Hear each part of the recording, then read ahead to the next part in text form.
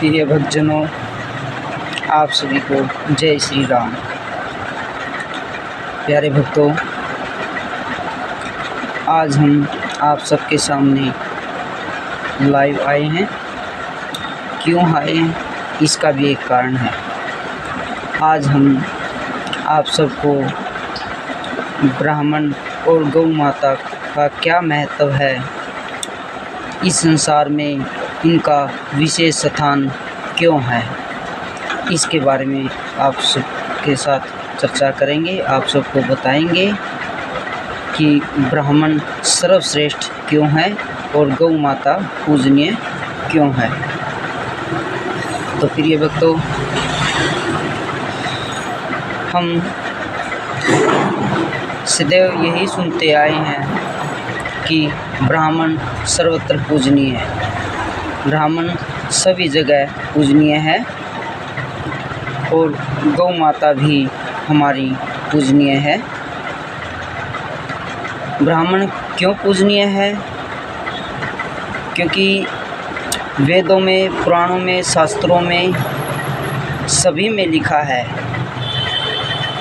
कि ब्राह्मण सर्वत्र पूजनीय है। प्रभु श्री राम के समय में भी ब्राह्मण सर्वश्रेष्ठ थे और आज भी सर्वश्रेष्ठ हैं। तो प्रिय भक्तों, जैसा कि अब श्राद्ध चले हुए हैं, तो हम सभी ब्राह्मण को दान करते हैं, उनको भोजन आदि कराकर दान दक्षिणा देते हैं। क्यों देते हैं, किस लिए देते हैं, बताइए। क्योंकि ब्राह्मण एक ज्ञानी पुरुष है, ज्ञान का भंडार है। ब्राह्मण के बगैर कोई भी कार्य सिद्ध नहीं होता। जिस तरह से हमारे देवी देवताओं में सर्वप्रथम भगवान श्री गणेश जी की पूजा होती है, उसी तरह इस संसार में सबसे पहला स्थान ब्राह्मण को दिया जाता है। और ब्राह्मण के बगैर हम कोई भी शुभ कार्य करते हैं तो सबसे पहले ब्राह्मण को याद किया जाता है और ब्राह्मण को वो उच्च स्थान दिया जाता है जो कि प्रभु श्री गणेश जी को दिया गया है। तो हम कोई भी कार्य करते हैं तो पूरे विधि विधान के साथ ब्राह्मण उस कार्य को पूर्ण रूप से करवाता है और सभी शुद्धिकरण के साथ सभी मंत्रों का उच्चारण कर उस कार्य को सिद्ध करता है। तो प्रिय भक्तों, ब्राह्मण एक ऐसा महापुरुष है, ऐसा ज्ञानी है कि ब्राह्मण के बगैर कोई भी कार्य सिद्ध नहीं हो सकता। जन्म से लेकर मृत्यु तक ब्राह्मण की आवश्यकता होती है। तो प्रिय भक्तों, मैं आप सभी से, पूरे संसार से यही नम्र निवेदन करूँगा कि आप सभी ब्राह्मणों का मान सम्मान करें,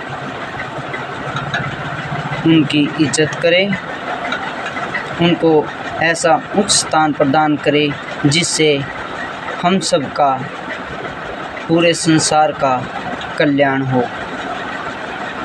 और अब आते हैं गौ माता की। तो गौ माता के अंदर हमारे सभी देवी देवता वास करते हैं। गौ माता शुरू से ही पूजनीय है। कोई भी हम जब रसोई घर में जाते हैं, रसोई घर में भोजन पकाते हैं, तो सर्वप्रथम हम गौ माता की रोटी निकालते हैं और फिर गौ माता को भोजन कराने के बाद फिर पूरा परिवार भोजन करता है। तो गौ माता के अंदर सभी देवी देवता वास करते हैं। तो उन गौ माता एक शुद्ध है, क्योंकि गौ माता हमारे लिए पूजनीय है, शुरू से ही पूजनीय रही है और जब तक यह संसार रहेगा तब तक पूजनीय रहेगी। तो प्रिय भक्तों, गौ माता की भी हमें पूजा करनी चाहिए और गौ माता का मान सम्मान करना चाहिए। गौ माता को कभी भी निराश नहीं करना चाहिए, उसका तिरस्कार नहीं करना चाहिए, क्योंकि गौ माता हमें दूध भी देती है, मक्खन आदि भी जिससे हम निकालते हैं दूध से, वो भी हमारे काम आता है। गौ माता का गौमूत्र भी काम आता है। यानी गौ माता जहाँ जिस स्थान पर वास करती है, बैठती है, वह स्थान उसके आसपास का वातावरण हमेशा शुद्ध रहता है। तो प्रिय भक्तों,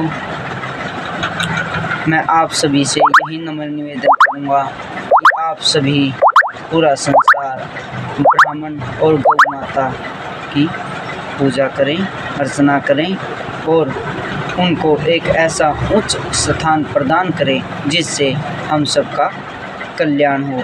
कभी भी इनका तिरस्कार न करें, हमेशा मान सम्मान करें, हम सबका कल्याण इसी में है। तो प्रिय भक्तों, आप सभी के सम्मुख फिर हाजिर होऊंगा, एक नई आप सबको बहुत ही अच्छी बात बताएंगे।